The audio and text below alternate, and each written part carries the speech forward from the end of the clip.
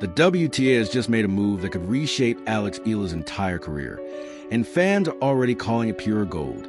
On April 25th, 2026, only days after her Madrid Open second-round loss to Elise Mertens, the Women's Tennis Association dropped a surprise announcement that sent shockwaves through the tennis world.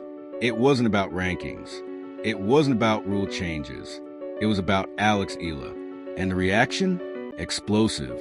Fans are calling it historic, overdue, and fully deserved. At this point, the real question isn't what was announced. It's why now. Chapter 1. The announcement that no one saw coming April 24th, 2026, Madrid. Out of nowhere, with no leaks or locker room whispers. The press release hit. The Women's Tennis Association revealed that Alex Eala, just 20 years old, ranked world number 44, and still chasing her first WTA singles title, had been granted direct entry into all WTA 1000 and Grand Slam main draws for the rest of 2026 and the entire 2027 season. Let that sink in. Let me explain why this is such a seismic shift in how the WTA operates. Normally, players ranked outside the top 32 have to grind their way in. That means battling through 3 rounds of qualifying just to reach the main draw. One bad week, one tough matchup, or even a bit of bad luck can send their rankings spiraling, sometimes taking months to recover. It's a brutal cycle. But Eala's new status, let's call it what it is, a protected main draw exemption, changes everything. It allows her to bypass that entire process. Rome, Cincinnati, Montreal, Wuhan, Beijing, every WTA 1000 event on the calendar. And on top of that, every Grand Slam, Wimbledon, the US Open, the Australian Open, and the French Open. No qualifiers, no extra rounds, straight into the main draw. According to one insider, speaking anonymously, this is the most significant non-ranking-based entry privilege granted to a player outside the top 30 in over a decade. What makes it even more striking is how it was delivered. The official announcement was cold, clinical, completely devoid of emotion. Following a review of her performance trajectory, commercial impact, and growth in the Asia-Pacific market, Alex Eala has been granted who fill stadiums, sell tickets, drive broadcast numbers, and expand global reach. And whether it was stated outright or not, that reality sits underneath everything. Because beyond rankings and results, Eala represents something the tour has been trying to cultivate for years, a bridge into a rapidly growing tennis market in the Asia-Pacific region, and a young player with the kind of profile that travels beyond pure sport. That's why this decision lands differently. It's not just about easing her schedule or protecting her ranking trajectory. It's about accelerating her presence on the biggest stages, giving her uninterrupted exposure against elite competition, and building continuity in her development that the traditional system often disrupts. Critics will argue this sets a dangerous precedent, that rankings are supposed to be earned, not bypassed, that every player before her had to survive the same grind. And those arguments aren't wrong. They're part of the sport's competitive foundation. But supporters see something else entirely. They see a player whose ceiling is already visible, even if her results are still stabilizing. They see a tour that has learned from the past, where early burnout, inconsistent scheduling, and ranking volatility has stalled promising careers before they fully ignited. So what this really becomes is a gamble, a bet by the WTA that stability now will produce greatness later. Madrid Open 2026. Even when Eala was pushed out to court 5 for a second-round match, the atmosphere didn't match the court size. Philippine flags were everywhere, on railings, wrapped around shoulders, painted on cheeks. It didn't feel like a low-profile fixture. It felt like a takeover. Organizers noticed it immediately. Security teams adjusted crowd control on the fly. Merch stalls near court sold out faster than some of the main stadium sessions. Clips from warm-ups started circulating online before the match even began. And this is the part the WTA can't ignore. Because in modern tennis, influence isn't only measured in ranking points. It's measured in reach, engagement, attendance, demand. Eala has started to generate all 3 at a level that most players don't hit until they're deep into the top 10. That's where the internal calculations begin to shift, not publicly, not officially, but quietly in scheduling meetings and broadcast discussions and sponsor reports. Because when a player consistently moves numbers, stadium attendance, digital engagement, global viewership, she stops being just another competitor in the draw. She becomes a fixture the tour has to build around. There was no meeting, no contract, no offer, but the damage had already been done. The story spread faster than the correction ever could. It was reshared, translated, clipped into short-form videos, and amplified across platforms where nuance disappears and headlines travel alone.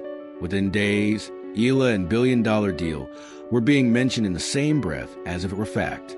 And that's where things get complicated for a rising global athlete, because even when something is false, perception has momentum. The WTA found itself in a delicate position. On one hand, they had no involvement in the rumor. On the other, they were watching a player's name circulate at a scale that far exceeded typical breakout coverage. It wasn't just tennis fans anymore. It was mainstream curiosity, casual viewers, and algorithm-driven attention loops all colliding at once. Internally, that matters. Not because rumors influence policy directly, but because they reveal something important: attention density. The ability of one player to pull global focus, even through noise, controversy, or misinformation. And in modern sports economics, attention is currency. So when the WTA made its announcement, it didn't happen in isolation. It happened in a context where Eala's name had already become bigger than her ranking, bigger than her results, and in some cases, bigger than the tournament she was playing. The supposed $7 billion deal would have been 10 times larger than Juan Soto's record-breaking MLB contract, a figure so extreme it should have raised immediate red flags. But misinformation doesn't have to be believable.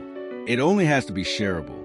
The post spread quickly anyway, accumulating over 11,000 reactions, one for 100-plus comments, and hundreds of shares across multiple Facebook pages before fact-checkers stepped in to shut it down. By then, though, the narrative had already escaped control. And that's the uncomfortable reality of modern sports fame. Once a player reaches a certain visibility threshold, their story stops being shaped only by results on court. It gets shaped by timelines, algorithms, and audience interpretation, accurate or not. Eala herself has reportedly expressed concern about this growing gap between perception and reality.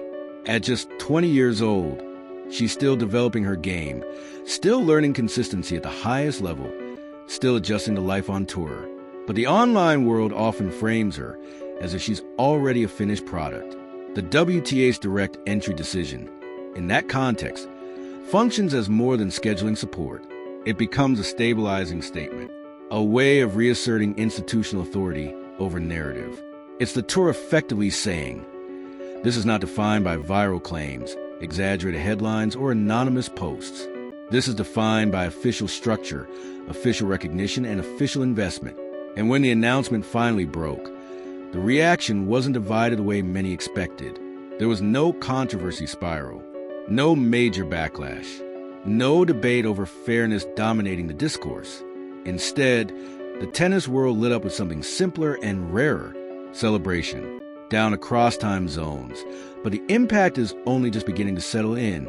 April 25th, 2026. The announcement is official. The celebrations are winding down across time zones, but the conversation hasn't slowed. If anything, it's expanding. Analysts are dissecting it. Former players are weighing in, and tournament directors are quietly recalibrating what her presence means for future draws, scheduling, and broadcast priorities. Because this isn't just a fan reaction story anymore. It's a structural one.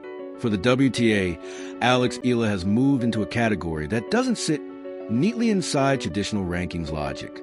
Not quite elite in the classic sense yet, but already operating with elite-level gravity. Attendance spikes, broadcast interest, and international engagement that distort the normal patterns of the tour. That's what makes this gold-level moment, as fans call it, stick. Even unofficial language like that starts to matter when it captures something the official system doesn't quite name. It becomes shorthand for a shift everyone can feel, but not easily categorize. And that's where the bigger picture sits. The sport is evolving in real time around players who don't just win matches, but reshape attention itself. For Eala, it means something simple on the surface: no qualifiers, no early stage uncertainty at the biggest events. But underneath, It means something far larger. A new kind of expectation. A new kind of visibility. Been putting in the work every day, and I can feel it showing on court. That confidence is what stands out most, not just in the results, but in the way she's beginning to talk about her own development. Less hesitation, less framing of outcomes as surprises, more ownership of where her game is heading. And now, heading into Barcelona for the WTA 125 Catalonia, Open starting April 27th. The context around her has fundamentally shifted. It's still a challenger level event on paper, still a smaller draw compared to the WTA 1000s and Grand Slams. But the field is anything but soft. Leylah Fernandez, Barbara Krejcikova, Laura Siegemund, Wang Xinyu, all players with deep tour experience and major match pedigree. There are no easy rounds here, but there is a different kind of freedom. For Eala, the pressure isn't survival anymore. It's not about defending ranking points or scrambling to protect a position week to week. It's about building rhythm, sharpening patterns, and testing her game against elite opposition without the constant threat of ranking collapse hanging over every early round loss. That changes how a player walks into a tournament. Instead of caution, there's intent. Instead of fear of regression, there's room for experimentation. Clay especially demands that shift. It's physical, slow, and punishing in ways that expose gaps in movement, endurance, and patience. It rewards repetition and adaptation more than quick fixes. And that's exactly why Barcelona matters. It's not about the title alone. It's about accumulation, match toughness, tactical evolution, preparing for Roland Garros in May with a game that has been stress-tested under real conditions. Anything I can take from Rafa, I'll take with pride, she said at the Laureus Awards, a quiet acknowledgement of the surface's greatest standard bearer. It's a simple line, but it fits the moment she's in now. Because the WTA's decision hasn't rewritten her goals. It's just removed some of the instability around them. The ambition is still the same. First WTA title, top 20 breakthrough, Grand Slam contention. What's changed is the path. Less chaos, more clarity, more support from the structure around her. She also added, I've had some struggles on clay before, but I've also had some really great matches. So I'm really excited to see what I can do. That balance, honesty without hesitation, is becoming a defining part of her presence on tour. And the WTA is watching all of it closely. Because from their perspective, this isn't just about one player's schedule or one fan base's enthusiasm.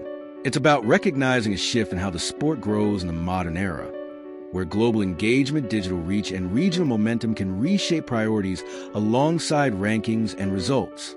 The Alex Eala effect, as fans have started calling it, isn't confined to the stands anymore. It extends into boardrooms, broadcast discussions, and long-term planning for the sport's expansion. That's why this decision carries weight beyond tennis logic alone. So the question fans are now debating isn't just whether she deserves it, but what it represents. A reward for talent already proven on court, or a calculated bet on something bigger, the rise of a market, a movement, and a new generation of viewers anchored around one player? In comment sections and social media threads, the debate continues to grow. Some see it as overdue recognition. Others see it as strategic investment. Many see it as both at the same time. But underneath all the reactions, one fact is clear. Alex Eala is no longer just moving to the tour as a rising player. She's become a reference point for how the sport itself might evolve next.